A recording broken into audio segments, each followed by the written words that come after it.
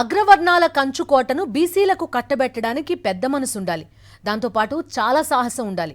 ఈ రెండు కావలసినంతగా ఉన్న నాయకుడు కాబట్టే వైఎస్ఆర్ కాంగ్రెస్ పార్టీ అధినేత వైఎస్ జగన్మోహన్ రెడ్డి బీసీలకు పెద్దపీట వేశారు.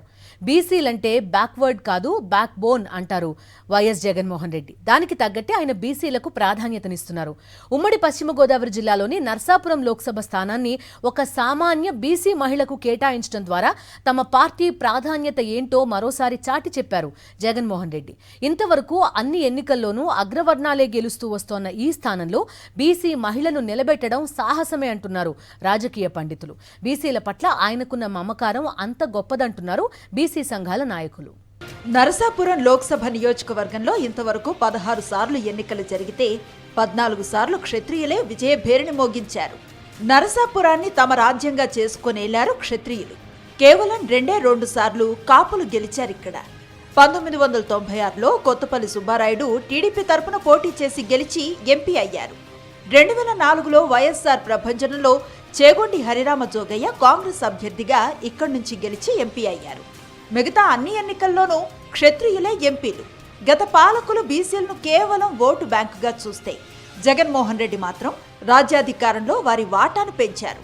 ప్రస్తుత ఎన్నికల్లో ఈ లోక్సభ స్థానం నుంచి వైఎస్ఆర్ కాంగ్రెస్ పార్టీ అభ్యర్థిగా బీసీ సామాజిక వర్గానికి చెందిన న్యాయవాది గోడూరు ఉమాబాలను బరిలోకి దించాలని నిర్ణయించారు జగన్మోహన్ రెడ్డి. నర్సాపురం చరిత్రలో ఇంతవరకు ఏ రాజకీయ పార్టీ కూడా బీసీలకు సీట్ ఇచ్చింది లేదు. ఉమాబాలకివ్వటం ద్వారా బీసీలు తమ చరిత్రలో ముఖ్యమైన పేజీని రచించుకునే అవకాశం వచ్చిందని శెట్టి బలిజ సంక్షేమ సంఘం జాతీయ నాయకులు రాజేంద్ర ప్రసాద్ హర్షం వ్యక్తం చేస్తున్నారు. రాజమండ్రి చూసుకుంటే కమ్మ సామాజిక వర్గాన్ని ఎప్పుడు కూడా ముందుకు తీసుకెళ్ళేటువంటి పార్లమెంట్ సీట్ అది. అదేవిధంగా ఏలూరు తీసుకుంటే అక్కడ కూడా దొరల సీటు, అగ్రవర్ణాల సీటు. అదేవిధంగా ఈరోజు నరసాపురం పార్లమెంటు ఇక్కడ క్షత్రియులు కేటాయించేవారు ఎక్కువగా. ఎందుకంటే ఇది క్షత్రియ సామాజిక వర్గానికి దమ్మున్న సీటుగా, వారి యొక్క మానస పుత్రిగా ఉండేటువంటి ఈ సీట్ని ఈరోజు చాలా ధైర్య సాహసోపేతంగా జగన్మోహన్ రెడ్డి గారు ఇవ్వటం అంటే ఇది ఒక చరిత్ర. ఇది శెట్టి బల్జీలందరికీ కూడా ఇవాళ రాజకీయ చరిత్రలో గుర్తుండిపోయేటువంటి గొప్ప సువర్ణ అవకాశం. తాళ్ళెక్కేటువంటి మా కాళ్లను పార్లమెంటు మెట్లెక్కించేటువంటి సాహసాన్ని చేసినటువంటి వ్యక్తి ఎవరైనా ఉన్నారంటే ఈ దేశంలో జగన్మోహన్ రెడ్డి గారని ఈ సందర్భంగా తెలియజేస్తున్నాను. బీసీలకు నరసాపురం టికెట్ ఇవ్వటాన్ని క్షత్రియ సేవా సమితి సభ్యులు సుబ్బరాజు స్వాగతించారు. ఎప్పుడూ క్షత్రియుల ఆధిపత్యం ఉండే నియోజకవర్గం అయినా బీసీ మహిళకు తామండగా ఉంటామని సుబ్బరాజు చెప్పారు.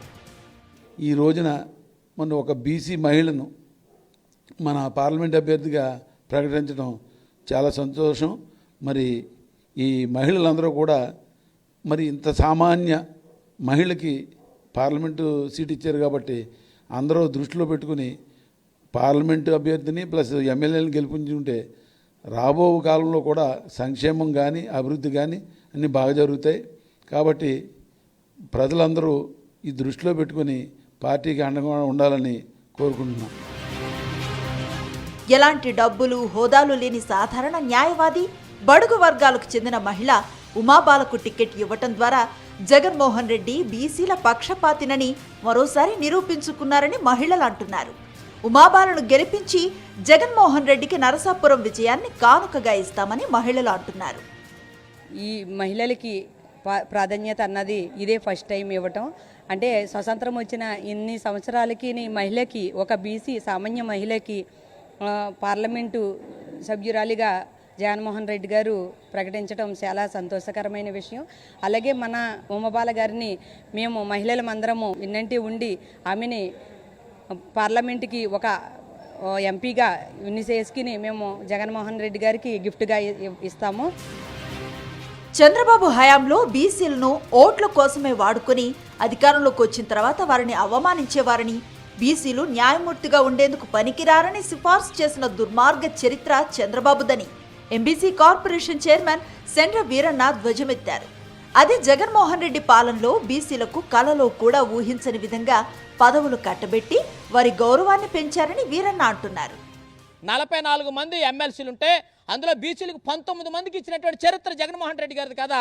అంతేకాకుండా రాజ్యసభలో మీరు చూసినట్లయితే గతంలో ఒకరిద్దరు లేలే, ఇవాళ మత్స్యకార సామాజిక వర్గం నుంచి మోబుదే వెంకటరమణ గారు కానీ, ఇవాళ యాదవ్ సామాజిక వర్గం నుంచి బేదా మస్తానరావు గారు కానీ, చెట్టిబలిజ సామాజిక వర్గానికి చెందినటువంటి పిల్లి సుభాష్ చంద్రబోస్ గారు కానీ అనేక మంది, అంతేకాకుండా రూపాయి డబ్బు లేనటువంటి గొల్లబాబురావు గారిని కూడా ఇవాళ రాజ్యసభ పంపిస్తున్నటువంటి ఇవాళ బడుగు బలహీన వర్గాల నాయకుడు జగన్మోహన్ రెడ్డి గారు అనే విషయాన్ని చంద్రబాబు నాయుడు గమనించాలి.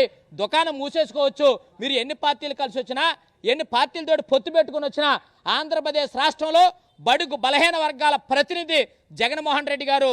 ఇవాళ జరుగుతున్నటువంటి యుద్ధం ఒకటే, ఒక పక్కన బడుగు బలహీన వర్గాలు పక్కనుంటే భూస్వాములందరూ కూడా పక్కనుండి వారిని అడ్డుకోవాలని చూస్తా ఉన్నారు. గత ఎన్నికల్లో ఇక్కడి నుంచి వైఎస్ఆర్ కాంగ్రెస్ పార్టీ తరపున గెలిచి ఎంపీ అయిన రఘురామకృష్ణరాజు పీకల దాకా అవినీతిలో మునిగిపోయి బ్యాంకులకు శతకోపం పెట్టిన కేసుల్లో దొరికిపోయారు. ఆ కేసుల నుంచి రక్షణ కోసం ఆయన ఢిల్లీలోనే మకాం వేసి నరసాపురం నియోజకవర్గాన్ని పట్టించుకోలేదు.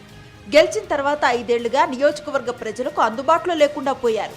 ఇంతటి అద్వాన ఎంపీని నరసాపురం చరిత్రలోనే ఎన్నడూ చూడలేదంటున్నారు నియోజకవర్గ ప్రజలు. ఈసారి ఉమాబాలను గెలిపించుకొని నియోజకవర్గాన్ని అభివృద్ధి చేసుకుంటామంటున్నారు మహిళలు.